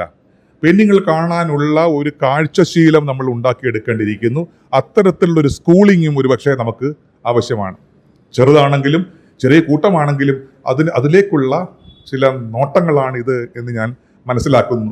പഴയതിനേക്കാൾ കൂടുതൽ ചിത്രകലാ സ്കൂളുകൾ ഇന്ന് കേരളത്തിൽ ഉണ്ട്, ചെറുതും വലുതുമായിട്ടുണ്ട്. പലയിടത്തും ക്രാഫ്റ്റാണ് പഠിപ്പിക്കുന്നതെങ്കിലും ചിത്രകലയുടെ വലിയ ഉദ്യമങ്ങളിലേക്ക് പോകാനുള്ള കരിക്കുലം പല യൂണിവേഴ്സിറ്റികളും വികസിപ്പിച്ചിട്ടുണ്ട്. അത് വലിയ കാര്യം തന്നെ. പക്ഷേ നമ്മുടെ പൊതുജനത്തിനകത്ത്, ഒരു പബ്ലിക്കിനകത്ത് ഇപ്പോഴും ചിത്രകലാ പാരായണം എന്ന് പറയുന്നത് അതിൻ്റെ ശൈശവദശയിലാണ് എന്നാണ് ഞാൻ പറയാൻ ശ്രമിക്കുന്നത്. അതിനെ കൂടി അഡ്രസ്സ് ചെയ്തുകൊണ്ട് വേണം ഇൻഡസിൻ്റെ ഭാവി പ്രവർത്തനങ്ങൾ പോകാൻ എന്ന് മാത്രം പറഞ്ഞുകൊണ്ട് എനിക്ക് അനുവദിച്ച സമയം ഏതാണ്ട് കഴിഞ്ഞിരിക്കുന്നു. ഇങ്ങനെ നിരവധി കാര്യങ്ങൾ പറഞ്ഞുകൊണ്ടേയിരിക്കാം, ഒരു പെയിന്റിങ്ങിനെ എടുത്ത് നമുക്ക് പറഞ്ഞുകൊണ്ടേയിരിക്കാം. പക്ഷെ അതിനുള്ളൊരു സദസ്സല്ല എന്നതുകൊണ്ടാണ് ജനറലി ഇത്തരം കാര്യങ്ങൾ പറഞ്ഞത്. എന്തായാലും ഈ സായനവേളയിൽ നിങ്ങളെ കാണാൻ കഴിഞ്ഞതിൽ, നിങ്ങളോട് സംസാരിക്കാൻ കഴിഞ്ഞതിലുള്ള സന്തോഷം പങ്കുവെക്കുന്നു. ഈ പറഞ്ഞൊന്നുമായിട്ട് നിങ്ങൾ ബന്ധപ്പെടുത്താതെയും നിങ്ങൾക്ക് ഈ പെയിന്റിങ്ങുകളെ കാണാം. കാരണം അവയ്ക്ക് അതിൻ്റെതായ സ്വതന്ത്ര അസ്തിത്വമുണ്ട്. അങ്ങനെ ഈ കാണികളെ കാണാനുള്ള നല്ല കാണികളായി നിങ്ങൾ മാറട്ടെ എന്ന് ആശംസിച്ചുകൊണ്ട് നിർത്തുന്നു. നമസ്കാരം. ഭിത്തിചിത്രങ്ങൾ രൂപപ്പെടുത്തിയിരുന്ന ഫ്രെസ്കോ സമ്പ്രദായം ഈ വർഷകാലം ആരംഭിക്കുന്നതിന് കുറേ നാൾ മുമ്പാണ് ഈ പ്രതലം രൂപപ്പെടുത്തുക. അപ്പോൾ ഇതിൻ്റെ ഒരു കൃഷ്ണ കൃപലാനി എന്ന് പറയുന്ന ഹാർട്ട് ഹിസ്റ്റോറിയൻ ഇതിനെ വളരെ വ്യക്തമായിട്ട് പ്രതിപാദിക്കുന്നുണ്ട്. ഈ വർഷകാലം ആരംഭിക്കുന്നതിന് മുമ്പായിട്ട്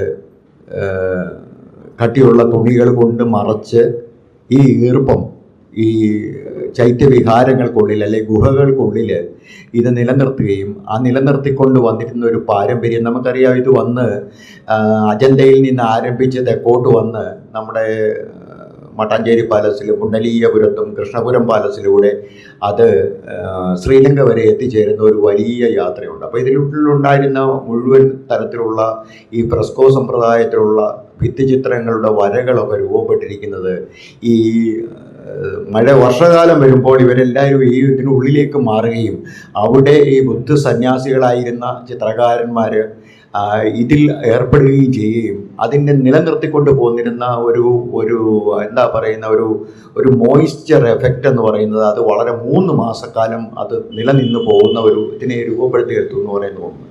2, ഡോക്ടർ അജു കെ നാരായണൻ സംസാരിച്ച അതായത് ഒരു സോഷ്യൽ അപ്രീസിയേഷൻ ഒരു കുട്ടികളിൽ രൂപപ്പെടാനായിട്ട്, അതായത് നമ്മൾ ഏതാണ്ട് 930-35 കാലഘട്ടത്തിൽ തന്നെ വെസ്റ്റേൺ കൺട്രീസിലെ ചിത്രകലയെക്കുറിച്ചുള്ള സിലബസുകൾ സ്കൂളിൽ തന്നെ ആരംഭിച്ചാണ്. പക്ഷേ നിർഭാഗ്യവശാൽ നമ്മൾക്ക് ഈ ബോധം ഉണ്ടാകുന്നത് കഴിഞ്ഞ വർഷമാണ്. നമ്മുടെ സ്കൂളുകളിൽ ചിത്രകലയ്ക്ക് ഒരു സിലബസ് രൂപപ്പെട്ടത് തന്നെ അതായത് ഏതാണ്ട് 4th സ്റ്റാൻഡേർഡ് മുതൽ 9th സ്റ്റാൻഡേർഡോ 8th സ്റ്റാൻഡേർഡോ വരെയുള്ള കരിക്കുലത്തിൻ്റെ ഭാഗമായി ചിത്രകലയെ കൂടെ ആസ്വദിച്ചു പോകാൻ പറ്റുന്ന ഒരു പാരമ്പര്യ രീതി ഇവിടെ രൂപപ്പെടുത്തുന്നത്, അല്ലെങ്കിൽ അതിൻ്റെ ഒരു വിമർശനാത്മകമായ ഒരു പഠനം ചിത്രകലയിലൂടെ രൂപപ്പെടണമെന്നും അതിനുള്ളിൽ ഒരു ഭാഷയുണ്ടെന്നും ഓരോ ചിത്രകാരന്മാരും അവരോട് സംവദിക്കുന്നത് അവരുടെ ഭാഷയിലാണെന്നുള്ള ഒരു രൂപപ്പെട്ടത് ഈ അടുത്ത കാലത്താണ്. അപ്പം നമുക്ക് ഏതാണ്ട് ഒരു 75 വർഷക്കാലത്തെ ഗ്യാപ്പുണ്ട് നമ്മുടെ ഈ വിദ്യാഭ്യാസ രീതിയിലേക്ക് ഇത് കടന്നു വരാൻ. 2, ഇതിൻ്റെ വിമർശനം എന്ന് പറയുന്നത് നമുക്കിവിടെ എഴുതപ്പെട്ട ആരെങ്കിലും സാഹിത്യകാരന്മാർ ചിത്രകാരന്മാരെ കുറിച്ച് എഴുതപ്പെട്ടവരെ കുറിച്ച് മാത്രമാണ്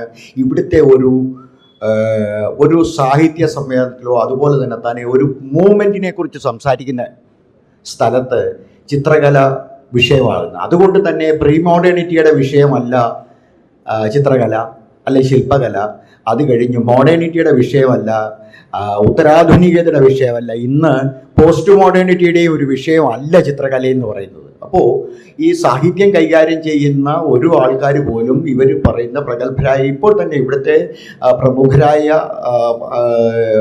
പ്രഭാഷകരൊക്കെ തന്നെ ചിത്രകാരന്മാരെ കുറിച്ചാണ് സംസാരിക്കുന്നത്. അവരുടെ ചിത്രത്തെക്കുറിച്ചല്ല സംസാരിക്കുന്നത്, അല്ലെ ശില്പയെക്കുറിച്ചായിരിക്കും സംസാരിക്കുന്നത്. അവരെവിടെ ജനിച്ചു, ഏത് കോളേജിൽ പഠിച്ചു, എങ്ങനെയാണ് അവരുടെ നിരന്തരമായിട്ടുള്ള അവരുടെ കലാപ്രവർത്തനം തുടർന്നു പോകുന്നതിനെക്കുറിച്ച് സംസാരിക്കുകയും അവരാരുടെ മകളാണ്, അവരുടെ അച്ഛനാരാണ്, ഇത്തരം ചില പാരമ്പര്യങ്ങളിലൂടെയാണ് നമ്മൾ കടന്നു പോകുന്നത്. നമ്മൾ ഒരിക്കലും വർക്ക് ഓഫ് ആർട്ടിനെ കുറിച്ച് ഡിസ്കസ് ചെയ്യാനും ആ വർക്ക് ഓഫ് ആർട്ടിനെ വിമർശിക്കാനും പറ്റുന്ന ഒരു രീതി നമ്മുടെ ഒന്നാമത്തെ കാര്യം നമ്മുടെ ഇന്ത്യയിൽ രൂപപ്പെട്ടിട്ടില്ല എന്നുള്ളതാണ്. ഇന്ന് നമ്മൾ ഇന്നിപ്പോൾ അക്കാഡമി ഒരു വർക്ക് സെലക്ട് ചെയ്യുന്നത് പോലും എത്ര വർഷക്കാലം ഈ ഫീൽഡിൽ അവർ വർക്ക് ചെയ്യുന്നുണ്ട്, അവരെവിടെയാണ് പഠിച്ചത്, എങ്ങനെയാണ്, ഈ വ്യക്തി ആരാണ്, വ്യക്തി എങ്ങനെയാണ് നിലനിൽക്കുന്ന അനുസരിച്ചല്ല. വർക്ക് ഓഫ് ആർട്ട് എങ്ങനെയാണ് ഈ കാലഘട്ടവുമായിട്ട് സംവദിക്കുന്നത്, ഈ കാലഘട്ടത്തിൻ്റെ വിഷയങ്ങളെ എങ്ങനെയാണ് ഒരു വർക്ക് ഓഫ് ആർട്ടിൽ കൂടെ ആ വ്യക്തി സംവദിക്കുന്നത് എന്ന ഒരു വിഷയം നമുക്ക് വിഷയമേ അല്ല. അപ്പോൾ ഇത് നമുക്ക് പല എക്സിബിഷനിലും കാണാം. എക്സിബിഷനിലെ വർക്കുകൾ സെലക്ട് ചെയ്യുന്ന രീതിയിൽ നമുക്ക് കാണാം. ഇപ്പോൾ കഴിഞ്ഞ നാഷണൽ എക്സിബിഷൻ്റെ വർക്കുകൾ ഞാൻ കണ്ടതാണ്. അപ്പോൾ ഈ നാഷണൽ എക്സിബിഷൻ്റെ വർക്കിൽ തന്നെ വളരെ പ്രശസ്തമായ ഒരു ശില്പം രൂപപ്പെട്ടു വന്നു. അതായത് നമ്മുടെ ഈ അനധിവിദൂര ഭാവിയിൽ നടന്ന ചില സാമൂഹിക പ്രശ്നങ്ങളുമായിട്ട് ബന്ധപ്പെട്ട് ഒരു കുട്ടിയുടെ ദാരുശില്പം ഒരാൾ ചെയ്തിരുന്നു. പക്ഷേ അദ്ദേഹത്തിൻ്റെ പ്രീവിയസ് വർക്കുകളൊക്കെ നോക്കിക്കഴിഞ്ഞാൽ അത് വെറും ഡെക്കറേറ്റീവായിട്ടുള്ള ക്രാഫ്റ്റ്മാൻഷിപ്പ് മാത്രമാണ് അതിൽ കാണുന്നത്. പക്ഷേ അക്കാഡമി അവാർഡ് കിട്ടിയത് ഈ വ്യക്തിയുടെ വർക്കിലാണ്. പക്ഷേ പലരും അതിനെ വിമർശിച്ചത് ഒരു വ്യക്തിക്ക് നിരന്തരമായ ഒരു തുടർച്ചയായിരിക്കണം കലയെന്ന് പറയുന്ന ഒരു പാറ്റേൺ മെമ്മറി നമ്മൾ കീപ്പ് ചെയ്ത് വെച്ചിരിക്കുകയാണ്. അല്ലെങ്കിൽ അത്ര ഒരു ബയാസിലാണ് നമ്മൾ നിൽക്കുന്നത്, ഒരു പക്ഷപാതിത്വത്തിലാണ് നിൽക്കുന്നത്. അപ്പം അതിനുപരിയായിട്ട് ഒരു വ്യക്തിക്ക് ഒരു ഇന്നോവേറ്റീവായിട്ടുള്ള ഒരു വർക്ക് ചെയ്യാനായിട്ട് കിട്ടുന്ന ഒരു അവസരത്തിൽ ഉണ്ടാകുന്ന ഒരു വർക്കിനെ വിമർശനാത്മകമായിട്ട് കാണുവോ അല്ലെങ്കിൽ അതിനെ ആ രീതിയിൽ കാണുന്ന ഒരു പാരമ്പര്യം നമുക്കില്ല എന്നുള്ളതാണ്. അപ്പോൾ ഇതൊക്കെ വളരെ പ്രധാനപ്പെട്ട ചില കാര്യങ്ങളൂടെ പറഞ്ഞുകൊണ്ട് അപ്പോൾ എനിക്ക് പ്രധാനപ്പെട്ട ഞാൻ പറയാൻ തുടങ്ങിയത് ഈ വർഷകാലവുമായി ബന്ധപ്പെട്ട് ഈ കർക്കിടക മാസത്തിൽ നമ്മൾ ഒതുങ്ങിക്കൂടുന്ന ഒരു സമയത്ത് ഈ ശരിക്കും വിത്തുകൾക്ക് മുള വരുന്നത് പോലെ തന്നെ ഈ സർഗശേഷിയെ മുളപ്പിക്കാൻ ഉപയോഗിച്ചിരുന്ന ഒരു രീതിയായിട്ടായിരുന്നു ഈ ബുദ്ധകാലഘട്ടങ്ങളിൽ ഉപയോഗിച്ചത്. പിന്നെ നമ്മുടെ എല്ലാ ബിംബങ്ങളുടെയും ജീനിയോളജി നമ്മൾ നോക്കിക്കഴിഞ്ഞാൽ അത് ബുദ്ധിസത്തിലേക്കാണ് എത്തിച്ചേരുന്നത്. ഈ കാണുന്ന പല കാര്യങ്ങളുടെ പോലും, അതുപോലെ ഒരു ജനറ്റിക്കൽ ജീനിയോളജി പല വൃക്ഷങ്ങളുടെ പോലും നമ്മൾ നോക്കിക്കഴിഞ്ഞാൽ അത് ലാസ്റ്റിൽ എത്തിച്ചേരുന്ന അവിടെ തന്നെയാണ്. അതുകൊണ്ടാണ് എൻ്റെ ചില ഇൻസ്പിറേഷൻസിലൊക്കെ ഞാൻ ഈ സമുദായ എന്ന് പറയുന്ന ഒരു ഇൻസ്പിറേഷനിലൂടെയാണ് ഈ സാധനങ്ങൾ കാണുന്നത്. കാരണം ഇതെല്ലാം എത്തിച്ചേരുന്നത് പലപ്പോഴും, അത് പറയാൻ പോയാൽ വളരെയേറെ വലിയൊരു വിഷയമാണ്, അങ്ങോട്ട് പോകുന്നില്ല.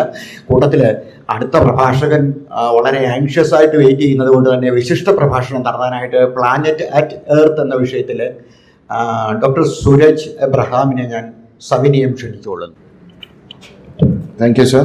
Prasad sir, Raju sir, and Nityanand sir, and ladies and gentlemen. ഇവിടെ ഒരു വലിയ സ്പീച്ചിൻ്റെ ആവശ്യമില്ല, കാരണം എല്ലാവരും എക്സിബിഷൻ കാണാമെന്ന ആൾക്കാരാണ്. ഞാനും ഇത് കണ്ടു വന്ന വഴിക്ക് തന്നെ. വളരെ ഭംഗിയുള്ള ചിത്രങ്ങളാണ്. ഞങ്ങളുടെ 2-3 പെയിൻറ്റിംഗ് കൂടെ ഉണ്ട്, പക്ഷെ ബാക്കിയെല്ലാം കണ്ട് അന്തം വിട്ടിരിക്കുകയാണ്. കാരണം അത്രയ്ക്കും ഭംഗിയുള്ള പ്രസൻറ്റേഷൻസും ഐഡിയാസും മൈൻഡ് ബ്ലോയിങ് ആക്ച്വലി.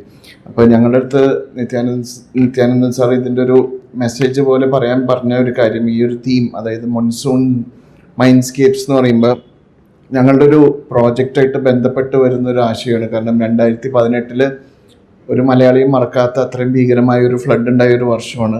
ഇപ്പോൾ ഞങ്ങളൊക്കെ ആലുവക്കാരാണ്. ആലുവ ഭാഗത്താണ് ഏറ്റവും കൂടുതൽ ആ ഫ്ലഡിൻ്റെ ഒരു എഫക്റ്റ് ഫീൽ ചെയ്തത്. അന്ന് ഏറ്റവും വലിയ സഹായമായിട്ട് എത്തിയത് ഫിഷിംഗ് കമ്മ്യൂണിറ്റിയാണ്. അതായത് അവരുടെ ബോട്ടുകൾ വെച്ചിട്ടാണ് പല സ്ഥലത്തും രക്ഷാപ്രവർത്തനം നടന്നു വന്നത്. അന്ന് അവരുടെ പല ബോട്ടുകൾക്കും കോട്ടം തട്ടി. അന്ന് അതിനുള്ളൊരു നഷ്ടപരിഹാരമൊന്നും അവർക്ക് കിട്ടിയില്ല. അപ്പം അന്ന് തുടങ്ങി ഞങ്ങൾ ചിന്തിക്കുകയുണ്ടായിരുന്നു, ഈ ഫിഷിംഗ് കമ്മ്യൂണിറ്റിക്ക് നമുക്ക് എന്തെങ്കിലും തിരിച്ച് ചെയ്യാനൊരു അവസരം വരുന്നുണ്ടെങ്കിൽ അത് ചെയ്തേ പറ്റൂ എന്നുള്ളത്. അങ്ങനെ 2022 നമ്മുടെ ശ്രദ്ധയിൽ വന്നൊരു കാര്യമായിരുന്നു, ഈ കടലിൽ പ്ലാസ്റ്റിക് വന്ന് അടിയുന്നത് വലിയൊരു വിഷയം മാറിയായിരുന്നു.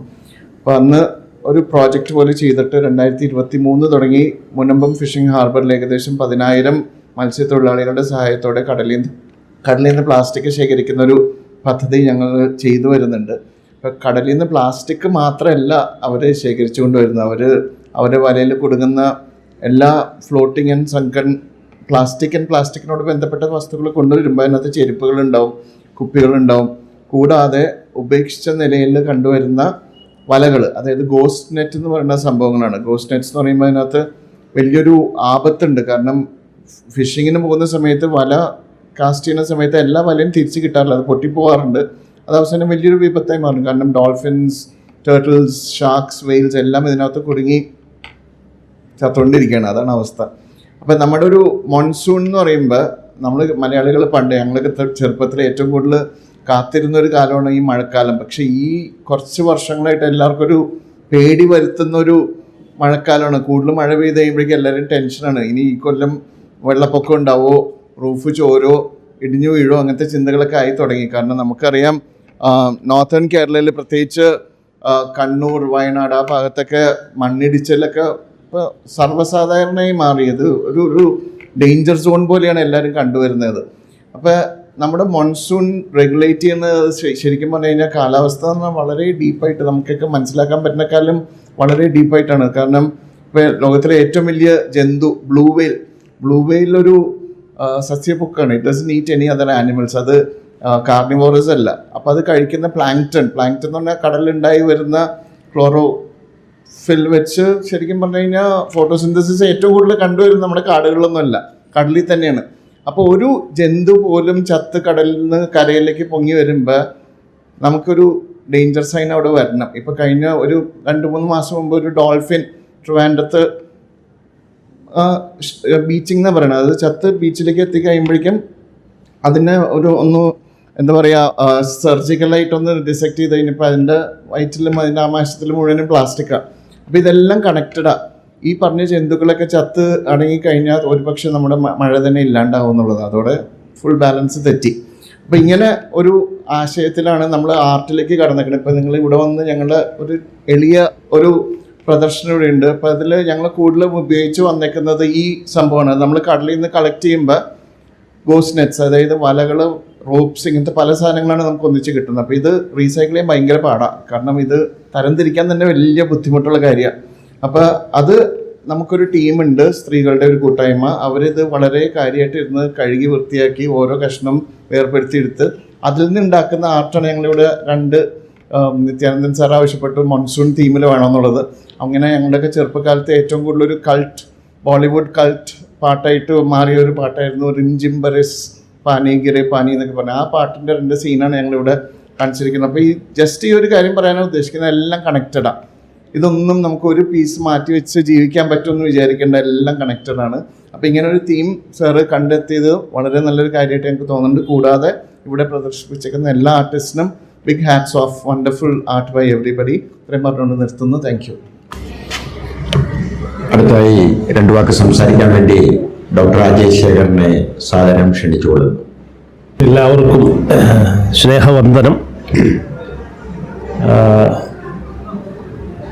ഈ മഴക്കാല കലാശിബിരത്തിൽ ഇവിടെ പങ്കെടുക്കുവാനും ഇൻഡസ് ആർട്ട് സെൻറ്റർ നടത്തുന്ന ഈ പരിപാടിയിൽ പങ്കെടുക്കുകയും അതുപോലെ തന്നെ ഇതിൽ എല്ലാവരെയും കാണുകയും നമ്മുടെ നിരവധി സുഹൃത്തുക്കൾ, വലിയ കലാകാരന്മാരൊക്കെ ഇവിടെ എത്തിയിട്ടുണ്ട്.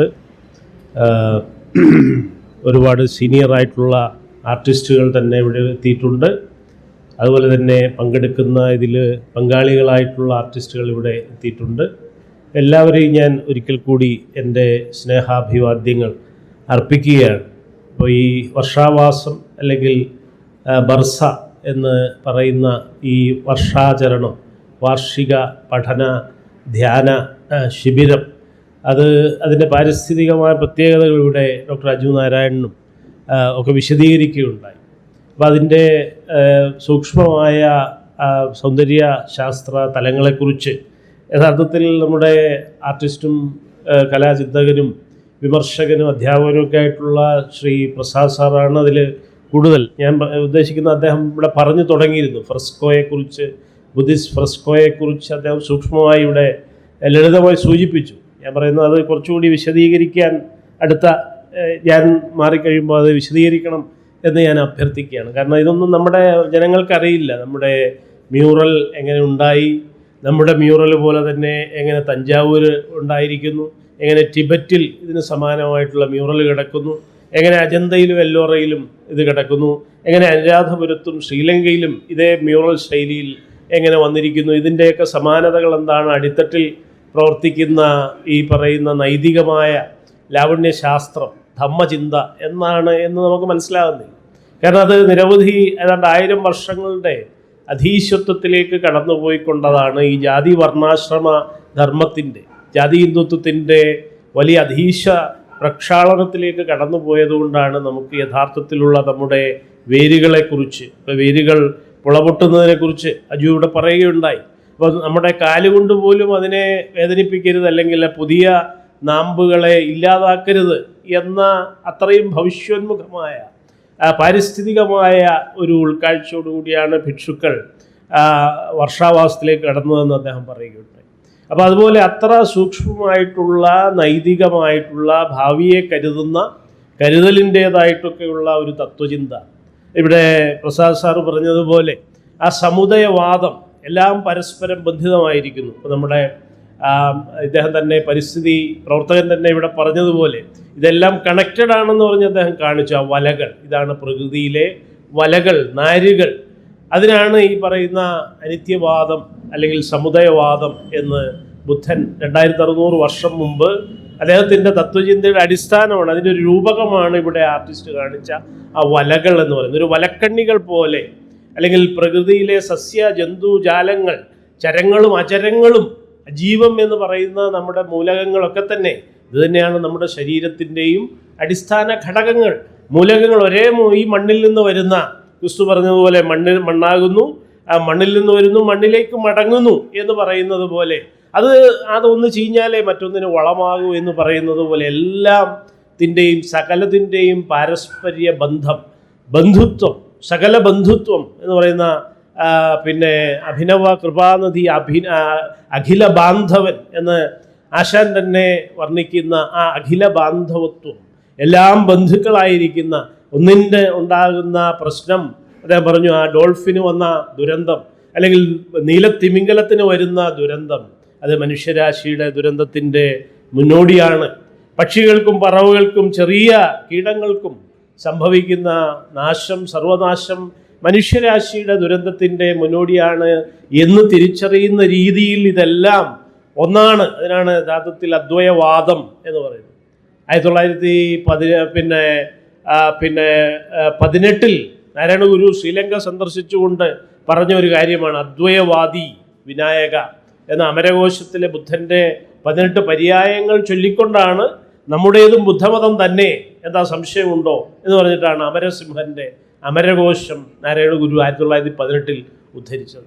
അപ്പോൾ ആ അദ്വൈതവാദം, യഥാർത്ഥത്തിലുള്ള അഭേദ ചിന്ത, സകലതിൻ്റെയും സകല ബാന്ധവത്വം എന്ന് പറയുന്ന സകല ബന്ധുത്വം, അതാണ് ബുദ്ധിസത്തിൻ്റെ ഈ അനിത്യവാദവും സമുദയവാദവും. വിഭജിതമായി നമുക്ക് നിലനിൽപ്പില്ല, നാം ഒന്നാണ്, നാം സഹോദരങ്ങളാണ്, ആ ഒന്നിച്ചു മാത്രമേ നമുക്ക് ഉയർക്കാൻ കഴിയൂ, ഒന്നിച്ചു മാത്രമേ നമുക്ക് ഉദിച്ചുയരാൻ കഴിയൂ. അതിനാണ് സമുദയം എന്ന് പറയുന്നത്. അപ്പോൾ ആ സമുദയം എന്ന ബുദ്ധൻ്റെ ചിന്തയിൽ നിന്നാണ് നാരായണ ഗുരുവും സഹോദരനും ഒക്കെ കൂടി ഇവിടെ സമുദായവാദം തന്നെ ഉണ്ടാക്കിയത്. സമാനമായ ചരിത്ര, സാംസ്കാരിക, രാഷ്ട്രീയ അനുഭവങ്ങളുള്ള ജനതകളുടെ സഞ്ചയം എന്ന രീതിയിലാണ് ആ സമുദായം. പക്ഷേ അത് ജാതിയെ അതിവർത്തിക്കുന്ന ഒരു പ്രത്യയശാസ്ത്രമാണ്. പ്രത്യേക സമുദായമായി മാത്രം നിലനിൽക്കാനല്ല, മറിച്ച് മനുഷ്യ സമുദായമായി, അല്ലെങ്കിൽ ഈ പ്രപഞ്ച സാഹോദര്യമാർന്ന ജീവാജീവ ഈ പ്രപഞ്ചമായി തന്നെ മാറുന്ന ഒരു സമുദായവാദമാണ് പ്രത്യേകിച്ചും ബുദ്ധൻ്റെ ഈ മൈത്രി സങ്കല്പം എന്ന് പറയുന്നത്. അപ്പോൾ അതിൻ്റെ ഒരു തത്വചിന്തയുടെ വെളിച്ചത്തിലാണ് നമ്മൾ പ്രത്യേകിച്ച് വിൻഡസ് ആർട്ട് സെൻറ്റർ എന്ന് പറയുന്ന ഈ സൈന്ധവത്തെ അത് സ്വന്തം പേരിലേക്ക് കൊണ്ടുവന്നിരിക്കുന്ന ഈ കലാകേന്ദ്രം ശ്രീ നിത്യാനന്ദൻ്റെ നേതൃത്വത്തിൽ ഈ കഴിഞ്ഞ ബുദ്ധപൂർണിമ മുതൽ പല പ്രവർത്തനങ്ങൾ ഇങ്ങനെ നടത്തിക്കൊണ്ടിരിക്കുന്നത്. അതിൻ്റെ ഭാഗമായിട്ടുള്ള ഒന്നാണ്. ഇതിലേക്ക് സഹകരിച്ച, ഇതിലേക്ക് വന്ന് നമ്മളെ കേൾക്കുകയും ഇത് കാണുകയും ഒക്കെ ചെയ്ത എല്ലാ സഹോദരങ്ങളെയും സുഹൃത്തുക്കളെയും ഒരിക്കൽ കൂടി അഭിവാദ്യം ചെയ്തുകൊണ്ട്, എനിക്ക് തോന്നുന്ന പ്രസാദ് സാറ് കുറച്ചുകൂടി കാര്യങ്ങൾ ഇതിൽ കൂട്ടിച്ചേർക്കും എന്ന് കരുതിക്കൊണ്ട്, അതുപോലെ തന്നെ നമ്മുടെ ശ്രീ സുബോധ് സാറ്, അദ്ദേഹത്തിൻ്റെ സുഹൃത്ത്, അങ്ങനെ നിരവധി ആൾക്കാരിവിടെ വന്നിട്ടുണ്ട്. അതുപോലെ മാഡം, നമ്മുടെ കൊട്ടാരക്കര ശ്രീധരൻ നായരുടെ മകളായിട്ടുള്ള മാഡം ഇവിടെ വന്നിട്ടുണ്ട്.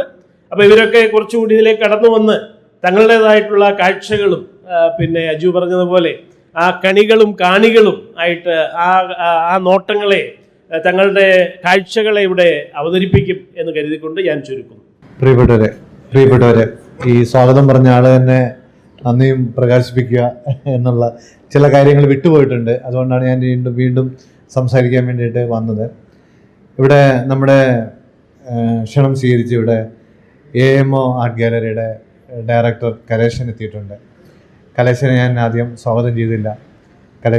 അദ്ദേഹം ഒരു ആർട്ട് ഗാലറി എക്സിബിഷനെല്ലാം നടന്നൊരു കലാപ്രവർത്തകനാണ്. അദ്ദേഹത്തെ ഞാൻ സ്വാഗതം ചെയ്തില്ല. ഈ പരിപാടിയിലെ യഥാർത്ഥത്തിൽ 21 കലാകാരന്മാരുണ്ടെങ്കിലും നമ്മൾ വളരെ കുറച്ച് പ്രതീക്ഷിച്ച പലരും വന്നിട്ടില്ല. പലരുടേതായ പേഴ്സണലായിട്ടുള്ള കാര്യങ്ങളുണ്ടാവാം. പക്ഷെ വന്നവരെല്ലാം ഈ പറയുന്ന ഈ എമർജിങ് കലാകാരന്മാർ തന്നെയാണ്. അതിൽ വിദിഷയും അമ്മയും എത്തി. അതുപോലെ തന്നെ ഷീല കൊച്ചോസേപ്പ് മാഡം കൃത്യം 4 മണിക്ക് തന്നെ എത്തി. ഞാൻ ഇച്ചിരി വൈകി വന്നാൽ മതി എന്ന് പറഞ്ഞിട്ടാണ് പിന്നെ ആൾ വൈകിയത്. അതുപോലെ തന്നെ ശ്രുതി കാർത്തികേയൻ, ഹരികൃഷ്ണൻ.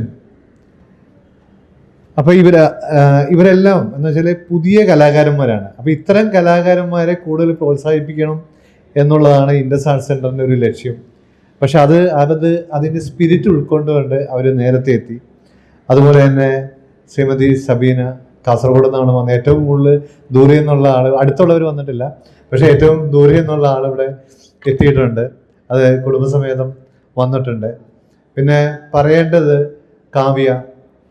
കാവ്യയെപ്പോലുള്ള ഒരു കലാകാരിയെ, ആ കലാകാരിയെ പ്രോത്സാഹിപ്പിക്കേണ്ടത് നമ്മുടെ സമൂഹത്തിൻ്റെ ബാധ്യതയാണ്. അത് തീർച്ചയായിട്ടും ആദ്യം ഞാൻ കാവ്യയെ പരിചയപ്പെട്ടപ്പോൾ തന്നെ അപ്പോൾ ഞാൻ ഒന്നും നോക്കിയില്ല, കാവ്യയെ ഇതിലേക്ക് ഇൻവൈറ്റ് ചെയ്യുകയാണ് ചെയ്തത്.